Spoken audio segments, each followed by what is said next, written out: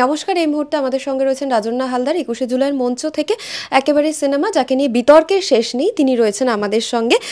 রাজন্না হালদার অভিনয় করেছিলেন এবং সেই শর্ট ফিল্ম নিয়ে বিতর্ক সৃষ্টি হয়েছিল এবং রাজন্না হালদার পরিচালনা করছে।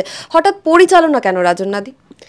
না, পরিচালনা তো আমার মনে হয় যে ওই আর কি সমাজ পরিচালনা করা, রাজনীতি পরিচালনা করা, তারপর সিনেমা পরিচালনা করা, সব পরিচালনাতে থাকাটা খুব জরুরি এই মুহূর্তে। তারপর সংসার পরিচালনা করা, তো পরিচালনার একটা গুরুত্বপূর্ণ দায়িত্ব রয়েছে।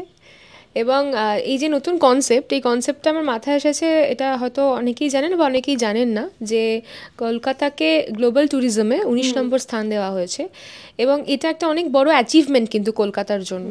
তো সেই জায়গায় দাঁড়িয়ে সেই ভাবনা চিন্তাকে মাথায় নিয়েই, এবং আমরা প্রত্যেকেই প্রতি মুহূর্তে দেখেছি যে অনেক পারফেকশনের মধ্যেও আমরা ইমপারফেকশনকে বেশি গুরুত্ব দিই, আমরা পারফেকশনে যাই না। এই যে কলকাতা 19 স্থান পেয়েছে, তারপরেও কিন্তু কলকাতার নাগরিকদের বিভিন্ন রকমের বিতর্ক রয়েছে, বিভিন্ন রকমের বিরক্তি রয়েছে। কলকাতায় জল জমে, কলকাতায় প্রচুর জ্যাম হয়, কলকাতার এই সুন্দর দিকগুলো কেউ তুলে ধরতে চায় না। সেরকমই একটা ভাবনা চিন্তা মাথায় আসে এবং তারপরেই একটা নতুন শর্ট ফিল্ম। তা রাজনীতি থেকে কি রাজন্না হালদার এখন বহু দূরে? একদমই নয়। আমি তো এটা আগেও বলতাম যে man by nature is a political animal.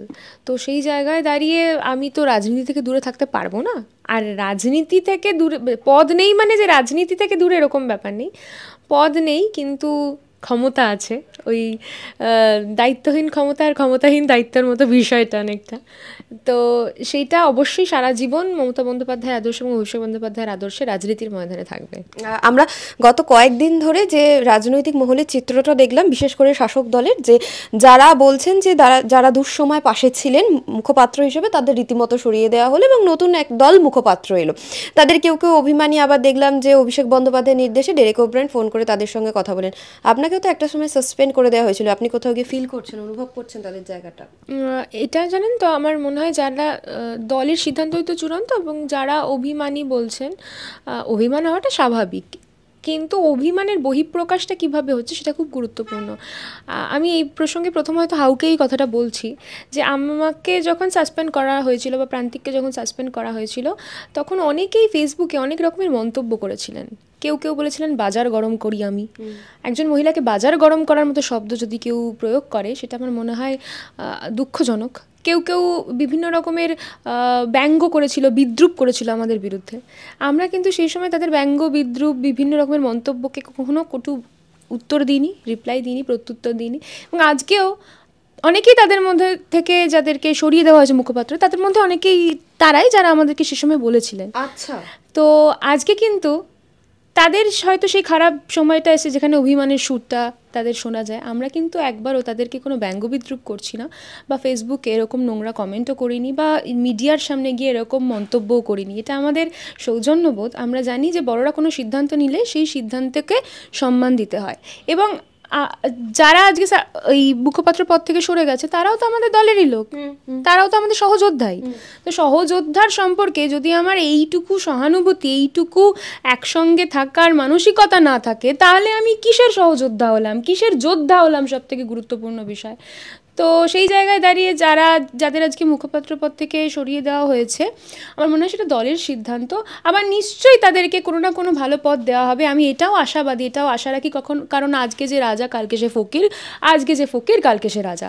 তো সেই জায়গায় দাঁড়িয়ে অভিমান তো থাকবেই, কিন্তু আমাদের দলের সিদ্ধান্তই চূড়ান্ত, এবং দল দিনের শেষে যা সিদ্ধান্ত নেবে সেটা মাথা পেতে নিতে হবে।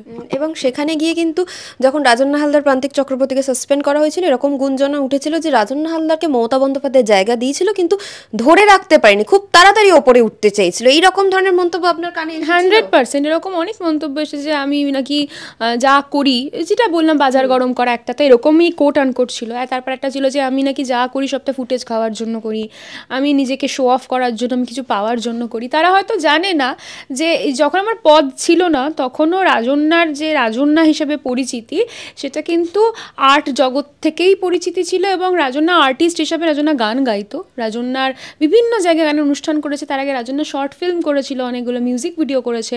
এবং সবথেকে গুরুত্বপূর্ণ বিষয়, রাজন্যা আজকে যে রাজন্যা হয়েছে, 21শে জুলাইয়ের মঞ্চেও তার পেছনে একটা গুরুত্বপূর্ণ ভূমিকা পালন করে।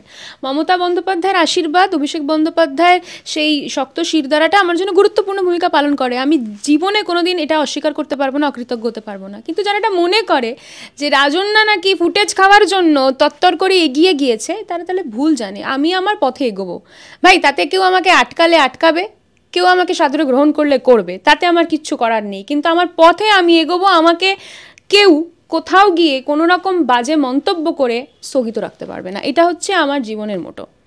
সেখানে কিন্তু আরজি করের ঘটনা নিয়ে যে সিনেমা তৈরি হয়েছিল, সেই সিনেমা রিলিজ করলো না, কিন্তু আমরা উল্টোটা দেখলাম যে উপনির্বাচনে প্রভাব পড়বে বলেও প্রভাব পড়েনি, উল্টে 6-0 হয়েছে। একদমই, এটা অনেক গুরুত্বপূর্ণ বিষয় যে উপনির্বাচনটা এবছর মানে এইবারে 2024 সালে এটা কিন্তু একটা রিমার্কেবল উপনির্বাচন আমার মনে হয়। কারণ তার আগে একটা প্রচণ্ড রকম ক্যাওস তৈরির চেষ্টা হয়েছিল এবং সেটা কিন্তু মমতা বন্দ্যোপাধ্যায়, অভিষেক বন্দ্যোপাধ্যায়ের এই ভাবনা চিন্তায় কোনো রকম প্রভাব ফেলেনি।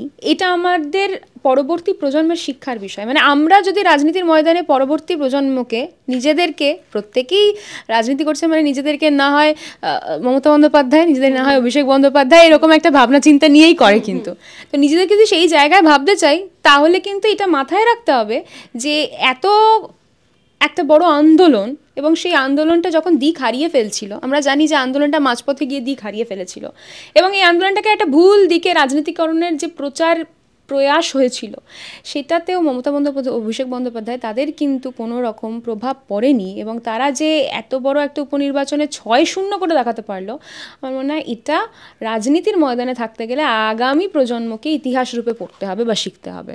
এবং সেখানে তৃণমূলের অন্দরে একেবারে আড়াআড়ি করে ভাগ করা হচ্ছে যে মমতা বন্দ্যোপাধ্যায় ঘনিষ্ঠ বা অনুগামী এবং অভিষেক বন্দ্যোপাধ্যায় ঘনিষ্ঠ বা অনুগামী। রাজন্যা কার অনুগামী? জানি এই প্রশ্নটা আসবে, এরকমই একটা প্রশ্ন। আমার মনে হয় যে রাজন্যা মামাটি মানুষের অনুগামী। দেখুন, এই যে অনুগামী আমরা বারবার ভাগ করে দিচ্ছি না একটা বর্ডার লাইন, মানে এটা শুনতে হয়তো অনেকের খারাপ লাগবে, আমি হয়তো অনেক বেশি চাচা ছোলায় ভাষায় আজকে হাউকে বলছি, এরকম ব্যাপার নয়।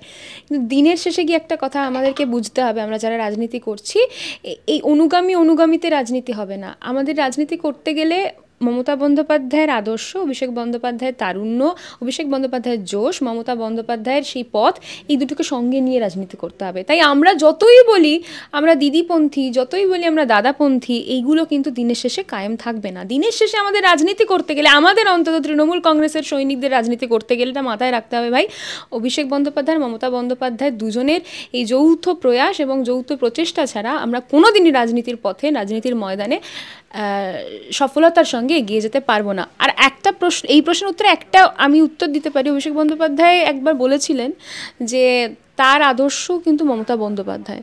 আবার মমতা বন্দ্যোপাধ্যায় কিন্তু একটা ইন্টারভিউতে বলেছিলেন যে তার পরবর্তী 4টে প্রজন্ম তৈরি আছে। সুতরাং যারা আমরা দাদাপন্থী দিদিপন্থী করে মারপিট করে মরছি, তাদের জন্য আমার বলার এটা উদ্দেশ্য যে এই দাদাপন্থী দিদিপন্থীটা আসলে আমি যদি খুব ভালোভাবে দেখি ক্যামোফ্লেজ, আসলটা কিন্তু মামাটি মানুষ। শেষ প্রশ্ন, আমরা রাজনীতি করি তো কোথাও গিয়ে একটা টিকিট পাবো বলে, কাউন্সিলর হব বা এমপি হব, এমএলএ হব, সবারই সুপ্ত বাসনা থাকে। রাজন্যা হালদার যদি সেই জায়গাটা আবার না পায়, তাহলেও কি সারা জীবন গ্রাসরুট লেভেল থেকে একেবারে তৃণমূলের সমর্থক, তৃণমূলের কর্মী হয়ে কাটিয়ে দিতে পারবে? 100% পারবে। কারণ আমি তো এটা বারবারও বলেছি, যখন আমার এখনো কোনো প্রত্যাশা আছে দলের থেকে? ডেফিনেটলি দলের থেকে প্রত্যাশা আছে। মানে গীতায় এটা বলা আছে যে তুমি কর্ম করে যাও, ফলের আশা করো না। আবার গীতাতে এটাও বলা আছে যে তুমি ভালো কর্ম করলে ভালো ফল পাবে। মানে গীতাতেও ডাইকোটমি রয়েছে, গীতাও তার নিজস্ব বক্তব্য খণ্ডন করেছে এক্ষেত্রে। তো সেই জায়গায় দাঁড়িয়ে আমার মনে হয় নিশ্চয়ই প্রত্যাশা থাকবে। কেন প্রত্যাশা থাকবে না? এক্সপেকটেশন ছাড়া মানুষ কোনো কাজ করে না পৃথিবীতে, একমাত্র মা বাদ দিয়ে। আপনি বলুন না যে এক্সপেকটেশন ছাড়া কেউ একটা টাকা কাউকে দিয়ে সাহায্য করবে, বা কেউ একটা টেবিল নাড়িয়ে কাউকে সাহায্য করবে? করবে না। এক্সপেকটেশন সবার থাকে। দলের থেকে আমার প্রত্যাশা আজীবন থাকবে।